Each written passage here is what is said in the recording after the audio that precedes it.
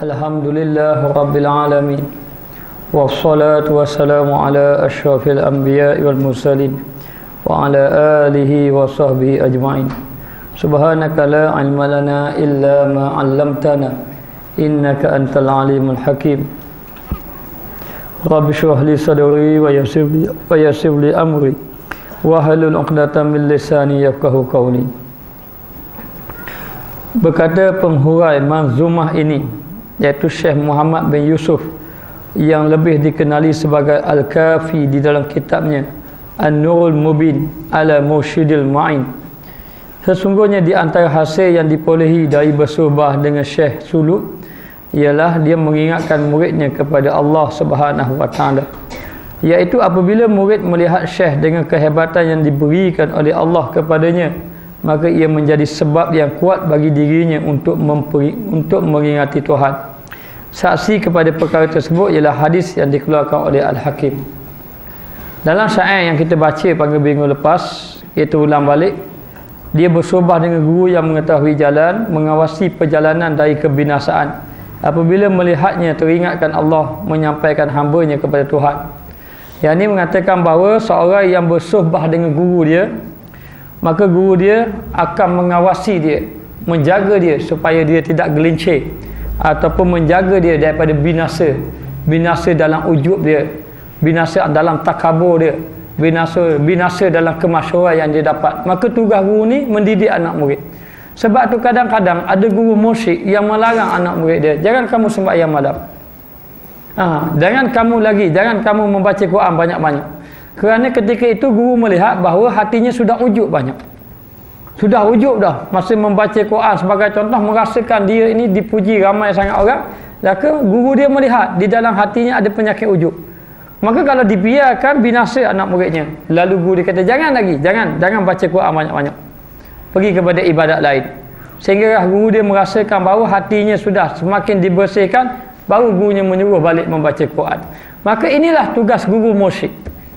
Guru mursyid, guru yang membahaskan tentang hakikat manusia, hakikat hati manusia. Adapun guru syariat ni beritahu kamu sembahyang ini tidak bagus ini, patutnya sujud sahwi, patutnya ditambah rakaat. Tetapi adapun guru mursyid mengajar kita bagaimana kita nak menjaga hati kita. Maka menghitung diri di atas setiap nafas, menimbang lintasan hati dengan kistos, dengan timbangan dia, dan menjaga yang fardu sebagai modal, yang sunat sebagai untuk turut menyusul. Jadi nak beritahu di antaranya sentiasa menghitung hari dia, menghitung diri dia setiap nafas. Adakah dia ini bersyukur dengan Allah? Adakah hati dia sentiasa dengan Allah? Maka guru tadi dia akan dapat tahu kita ini lalai dengan Allah ataupun tidak. Lalu dia menyuruh kita sentiasa menjaga sembahyang ibadat-ibadat fardu dan melakukan ibadat-ibadat sunat. Maka banyak berzikir dengan kejenihan hatinya, memohon pertolongan dalam semua perkara dengan Tuhan.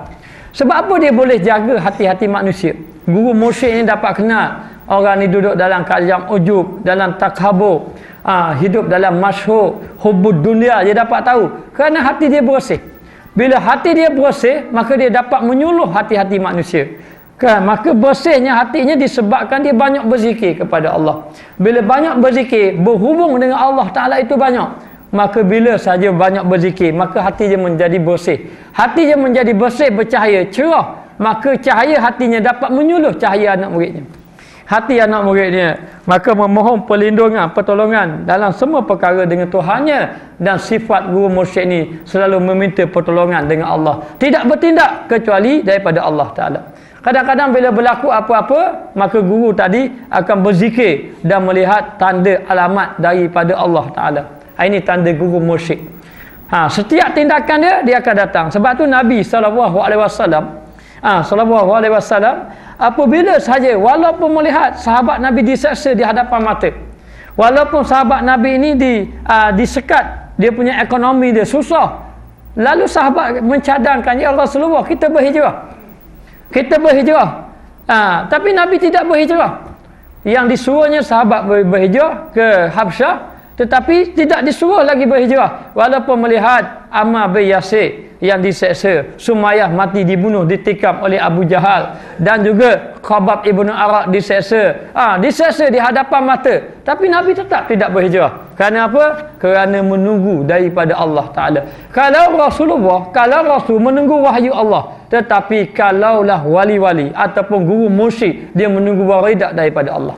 Tidak ada waridat, dia tidak akan bertindak. Lalu kalau nak buat apa-apa, dia tunggu memohon pertolongan dalam semua perkara dengan Tuhan dia. Bahkan nak pergi ke mana-mana pun tengok, bila dia menyuluh hatinya, hari ini kalau aku pergi ke sana, orang akan sanjung aku, nanti aku akan ujub, aku akan jadi sombong, lalu dia pun tak pergi. Ditunjuk jalan daripada Allah. Berjihad melawan nafsu kerana Tuhan seluruh alam. Maka di antara sifat guru ini, mereka melawan nafsu dia. Kalau melihat guru tadi, kalau kita katakan guru itu mursyid, tetapi selalu mengikut hawa nafsu. Selalu mengikut hawa nafsu, ini bukan tanda guru mursyid. Maka menghiasi diri dengan yakin sebagai maqam, di antara tanda guru mursyid, betul-betul bergantung dengan Allah. Ya, bergantung dengan anak murid dia. Walau anak murid dia ramai mana tidak bergantung. Tidak bergantung dengan kedudukan makhluk. Tidak merasa takut dengan segala apa yang ada. Kerana apa? Kerana hidup dia betul-betul yakin kepada Allah. Yakin tentang rezeki dia. Guru mursyid tidak bergantung dengan makhluk. Dia bergantung hanya kepada Allah. Kerana apa? Kerana yang menghiasi dirinya adalah yakin. Itulah maqam dia. Maqam yang tinggi, iaitu maqam yakin dan juga bertawakal kepada Allah. Ketika itu dia menjadi arif dengan Allah. Dia bebas dan tiada selain Allah di hatinya. Inilah dia sifat guru mursyid. Dia mengenal arif, mengenal Allah Ta'ala. Betul-betul mengenal Allah. Allah Ta'ala memberi rezeki. Tidak merasa takut. Allah Ta'ala maha berkuasa di atas segala-galanya. Dan di dalam hatinya hanya Allah. Di dalam hatinya hanya Allah Ta'ala saja, dan Allah Ta'ala sayang kepadanya dan memilihnya, dan Allah Ta'ala kasih. Sehingga kan dalam satu hadis mengatakan, man adali waliyan faqad azantuhu bil harbi. Barang siapa yang memusuhi wali aku isytihar perang dengannya. Kerana Allah Ta'ala sudah kasih. Ini guru mursyid. Dan katanya biasanya guru mursyid ini daripada golongan wali-wali Allah Subhanahu wa Ta'ala. Hanya ada wali yang dapat karamah, ada wali yang tidak dapat karamah. Ada pun yang dikatakan wali adalah orang mukmin yang dikasihi oleh Allah Subhanahu wa Ta'ala. Bagi orang yang mendapat wali, walaupun dia mendapat wali karamah, ada karamah, kadang-kadang dia tidak menggunakan karamah. Bagi wali, karamah ini hijab lagi. Ataupun kalau boleh tidak ada wali, tidak ada karamah pun tak apa. Syekh Ahmad Al-Hadi yang datang ke sini, seorang ulama Maroko, Maghribi, mengatakan bahawa bagi orang wali ini, kalau dia dapat karamah seperti lelaki yang ada haid, dia rasa aib, malunya dia, kerana ada karamah. Bahkan dia tidak mahu karamah. Dia lalu dalam keadaan biasa. Kerana bimbang takut bergantung dengan karamah, merasa dirinya hebat dan sebagainya. Dia nak bagi dia dalam hatinya ada Allah Subhanahu wa Ta'ala. Dan ke hadirat kudus dia mengambilnya. Dia mengambil hanya daripada Allah Subhanahu wa Ta'ala. Sehingga kan Allah Ta'ala mengatakan dalam hadis kursi, akulah akan menjadi akulah pendengarannya dengan apa yang dia dengar. Akulah penglihatannya dengan apa yang dia melihat. Akulah tangannya dengan apa yang dia pegang. Akulah kakinya dengan apa yang dia berjalan. Maknanya apa? Dia tidak melakukan sesuatu kecuali mengikut kehendak Allah. Dia tidak melihat kecuali itulah kehendak Allah Ta'ala. Dia tidak berjalan kecuali itulah kehendak Allah Subhanahu wa Ta'ala. Bahkan orang-orang yang ini, orang-orang yang mendapat tingkat guru mursyid ini, dia dapat mengenal hati dia dan hatinya sentiasa mengingati Allah, dan apa yang dia buat itulah yang dikehendaki oleh Allah Ta'ala. Bahkan perbuatan dia tu sama dengan apa yang, ataupun Allah Ta'ala mengikut dengan apa yang dia katakan. Tuanku Paluh pernah satu ketika dia kata, dalam di mana ada air, di situlah ada ikan. Lalu anak murid dia tanya, bagaimana dalam buahnya? Dalam buahnya tu mana ada ikan? Lalu dia kata, ambil buahnya. Dia pun ambil buahnya, buah kelapa, dia pun belah buah kelapa. Dalam buah kelapa tu ada ikan. Itulah dia. Aku menjadi percakapannya dengan apa yang dia cakap. Tapi anak murid ambil belah buahnya, tak ada apa-apa. Tak guru ada. Ni wali Allah Subhanahu wa Ta'ala.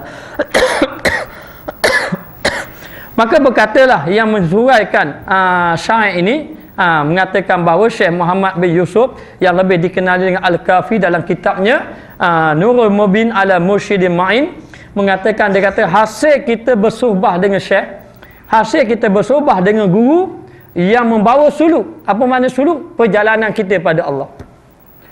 Guru ini bawa kita pada Allah. Ini perjalanan suluk dia panggil. Kalau kita belajar dengan guru, guru tak bawa perjalanan pada Allah, ini bukan lagi suluk. Syekh yang tidak membawa suluk.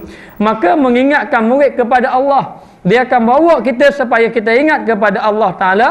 Dan murid tadi akan melihat kehebatan guru tadi. Apa kehebatan? Apa kehebatan guru? Kehebatan yang dikehendaki bukan dengan kehebatan guru bercakap, tidak. Kehebatan guru tadi, bila kita duduk ingat Allah, itu hebat. Bukan hebat guru ni, guru berdebat. Kalau habis anak murid, oh guru aku hebat. 10 orang berdebat, same nak. Saja kalau belaka diri seorang saja. Ya berjalan habis orang rata-rata berjalan. Saya ingatkan pernah satu ketika Saidina Umar Al-Khattab marah ada seorang sahabat yang dia berjalan anak murid dia ramai.